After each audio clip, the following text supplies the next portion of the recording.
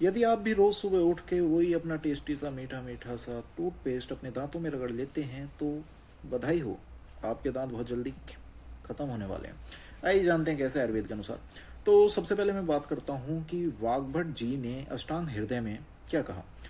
वाग्भट जी ने अष्टांग हृदय में जो दिनचर्या बताई है उसके अकॉर्डिंग क्या है कि व्यक्ति को सबसे पहले ब्रह्म मुहूर्त में उठना चाहिए। ठीक है, पहला स्टेप होता है दिनचर्या का कि व्यक्ति को ब्रह्म मुहूर्त में उठना चाहिए। दूसरा स्टेप होता है कि उसको अपने मल वेगों का त्याग करना चाहिए, यानी कि जो सुबह सुबह मल वेग आते हैं उनका त्याग करना चाहिए। और जो तीसरा सबसे इम्पोर्टेंट टास्क है आपकी डेली रूटीन का या दिनचर्या का, वो है दंत धावन। दंत धावन मतलब अपने दांतों को साफ करना, क्योंकि आपने पिछले दिन बहुत कुछ खाया, वो बहुत कुछ जो है दांतों में फंसा हुआ है। ठीक है, अब इसमें क्या होगा, इसमें आपको जो है आयुर्वेद में मना किया जाता है कि मधुर, अम्ल और लवण रसात्मक द्रव्यों से जो है दातुन नहीं करनी चाहिए। मंजन या जो आपका दंत धावन है वो मधुर, अम्ल, लवण रसात्मक द्रव्यों से नहीं करना चाहिए। इसके पीछे का जो मुख्य कारण है वो है कि आपका जो ऊर्ध्व स्थान है यानी हृदय से ऊपर का हिस्सा वो जो है कफ प्रधान बताया गया है। ये सभी जो द्रव्य होते हैं ये तीनों के तीनों मधुर, अम्ल, लवण कफ को बढ़ाने वाले होते हैं।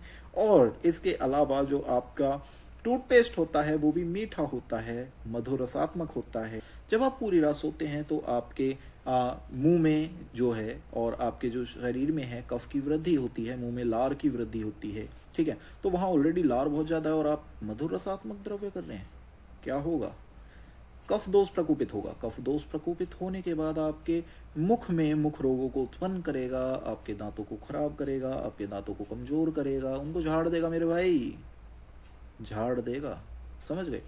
तो इसलिए झड़वाने से अच्छा है कि भैया कुछ उनके लिए कर लिया जाए।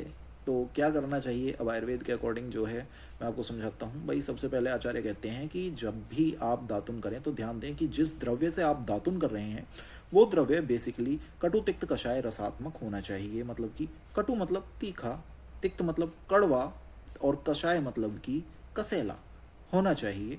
ये तीनों रस जो होते हैं ये कफ को घटाने वाले हैं, कफ शामक हैं। ठीक है, तो इनके द्वारा जो है दातुन करना चाहिए। उससे क्या होता है, आपको मुख रोग होने का खतरा कम हो जाता है, आपको मुख रोग नहीं होते हैं, आपके दांत मजबूत बनते हैं। ठीक है, तो ओवरऑल जिस मीठे दातुन से आप रोज सुबह जो है टूथपेस्ट कर रहे हैं तो उससे आपके मुंह में कफ तो बढ़ेगा ही बढ़ेगा मेरे भाई, बैक्टीरियल ग्रोथ भी बढ़ेगी, दांत कमजोर हो जाएंगे। पुराने ज़माने के लोग दांतों से जो है बादाम और अखरोट फोड़ दिया करते थे। आज यदि बादाम और अखरोट फोड़ने अपने दांत से चलोगे तो दांत टूट जाएंगे चार, ऊपर और नीचे, इन्हें भरवाते फिरोगे छेदों को।